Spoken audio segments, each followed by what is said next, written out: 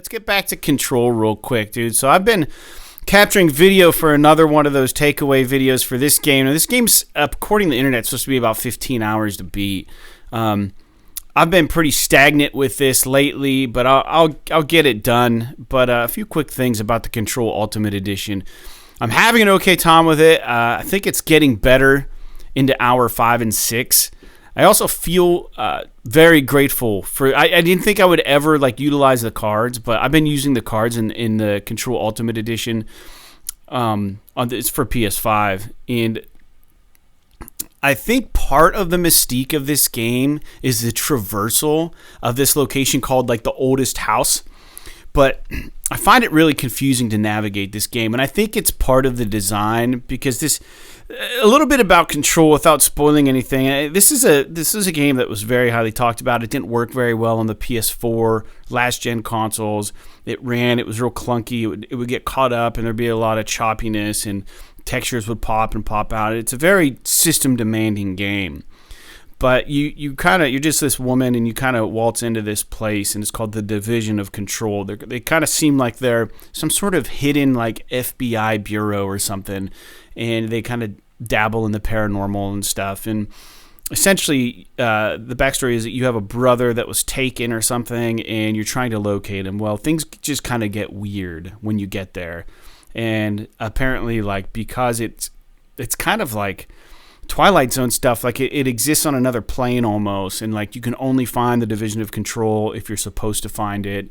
And I don't know the whole story, but there's something in my character's communicating with something is some sort of aura is communicating with her, and you go around and you can anyways, it's weird. So this building isn't really a physical building per se, but it exists in this different stratosphere, but you can still access it if you're supposed to. So the rooms can change and the doors can take. So it's a pain in the ass to navigate. And there are a lot of fast travels, but it doesn't really tell you exactly where to go to kind of give you a hint.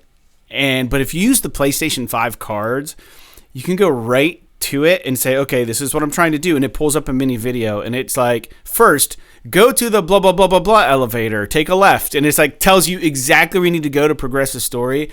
And I can't say how appreciative I am of that because before I realized that, I was just spending so much time walking around this gigantic, the building. It's called the oldest house or something like that. And it was driving me crazy. But anyways, I think that was part of the developer's intent, but I got really frustrated. So I'm relying heavily on the cards. Performance mode is fantastic, and it runs like butter. It's awesome. But for whatever reason, Jake, the Fidelity mode seems really, really choppy. And I know there's going to be a difference, but it feels like there's some crazy bad input lag with the it's processing so much shit, and this game wasn't made to run on a PS5. I think that's just the PS5 version. They kind of unlocked some frame rate stuff and performance. But dude, I think it's not like Miles Morales at 60 frames versus 30 frames fidelity. This, when you go to 30 frames fidelity in this, to me it feels unplayable. Did you ever play Miles Morales in performance mode? Or are you just assuming? Okay, yeah, so I did play. So you did see the difference. Yes, this feels like it's running. It's not, because I saw the Digital Foundry video. So don't write in and say, "Well, you're not right about this." I'm saying the feel of it. Something about the feeling of playing this in fidelity mode. It just feels like it's running at 20 or something. It just looks so chopped up, and it's man, that's great that you can get ray tracing, and the game looks great, but I would never switch it to this game to fidelity, because unless you're taking a photo or something, but at that point, what's the point if you're not even playing it in that mode? But it could still be me maybe trying to adjust to the change, but I've switched between them, and it's in this game, it is 100% night and day. It's almost like a year difference instead of just night and day.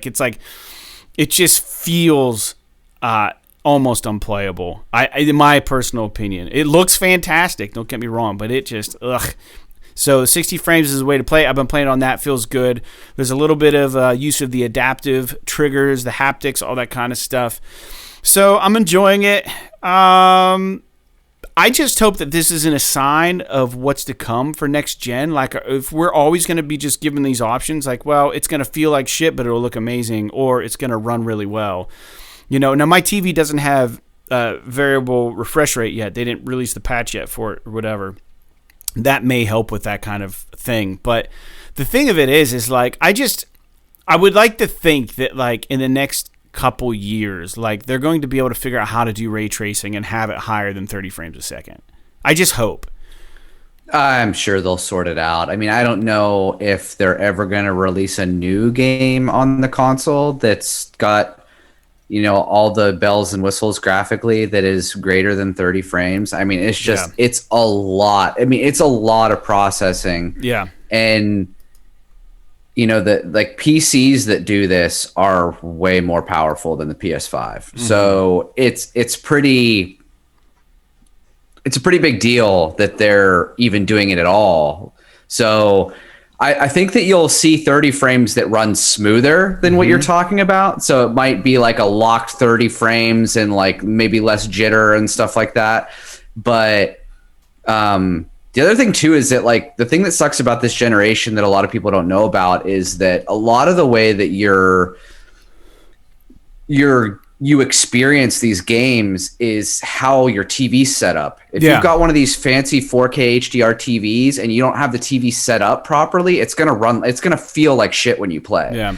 So that's another thing that's going to be an issue because nobody talks about that. I haven't seen anybody talk about how to set up your television to make it to run work right. properly with the PS5. Yeah. And I get that it's going to be a little bit different from, your Sony TV to my Samsung TV to somebody's LG OLED or whatever.